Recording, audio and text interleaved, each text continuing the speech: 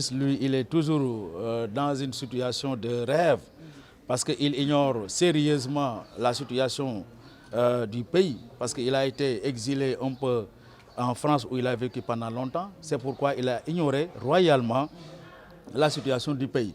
Et ce qui le préoccupe, c'est juste de faire un discours de séduction pour tenter de séduire le président de la République, mais qui contraste véritablement avec les réalités sur le terrain vécues par ces enseignants-là. Et c'est pourquoi nous exigeons même à chaque année, à chaque fin d'année budgétaire, qu'un audit soit fait sur l'utilisation rationnelle des fonds investis par l'éducation. Parce qu'aujourd'hui, comme vous le savez, c'est encore un budget exorbitant qui a été mis entre les mains de M. Mamadou Talla. Il faudrait effectivement que ce budget, à terme, soit audité pour qu'on puisse savoir quelle sera la part réservée à l'enseignant et qu'est-ce que cela a permis à l'enseignant. Est-ce que la motivation a été de mise? Est-ce que les conditions d'enseignement ont été de mise? Tout ceci doivent être audités.